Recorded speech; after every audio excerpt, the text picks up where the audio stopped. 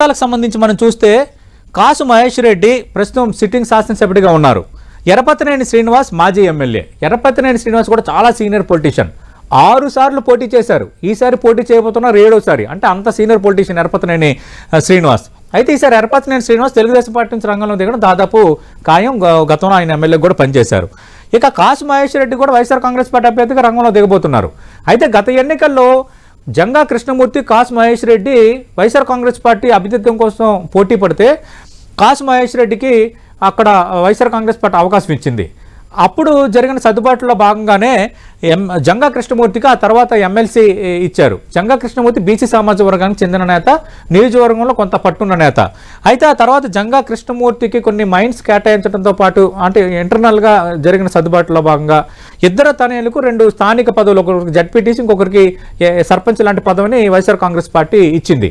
అయితే ఈ మైండ్స్ విషయంలో కాసు మహేష్ రెడ్డి వర్సెస్ జంగా కృష్ణమూర్తి మధ్య రేగిన వివాదం చిలికి గాలివానగా మారిపోయిన నేపథ్యంలో ఈసారి ఎలా అయినా తనకు టికెట్ ఇవ్వాల్సిందేనని జంగా కృష్ణమూర్తి పట్టుబట్టారు. అయితే కాసు మహేష్ రెడ్డికి సంబంధించి నియోజకవర్గంలో అంతా క్లీన్గానే ఉంది. సర్వేలో కూడా కొంత పాజిటివ్ ఉంది. ఇప్పుడు అభ్యర్థిని మారిస్తే మనకి ప్రతికూలత ఎదురు కావచ్చు అన్న అంచనాలో వైఎస్ఆర్ కాంగ్రెస్ పార్టీ హైకమాండ్ జంగా కృష్ణమూర్తికి చెప్పింది.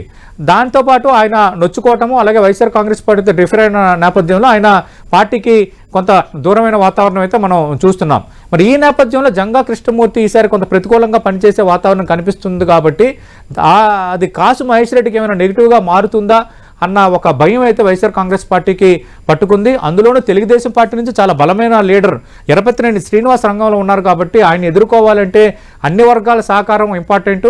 మరి గత ఎన్నికల్లో సహకరించిన బీసీ సమాజ వర్గానికి చెందిన జంగా కృష్ణమూర్తి ఒకవేళ సహకరించకపోతే పరిస్థితి ఏంటన్నది కొంత వైఎస్ఆర్ కాంగ్రెస్ పార్టీని ఆందోళనకు గురి చేస్తుంది. చూద్దాం నిజంగా జంగా కృష్ణమూర్తికి ఆ స్థాయిలో ఇంపాక్ట్ చూపించే ఓట్ బ్యాంక్ కానీ ఇంపాక్ట్ చూపించే స్థాయి ఉందా లేదా అనేది తేలాలంటే మనం మరికొద్ది రోజులు ఆగాలి.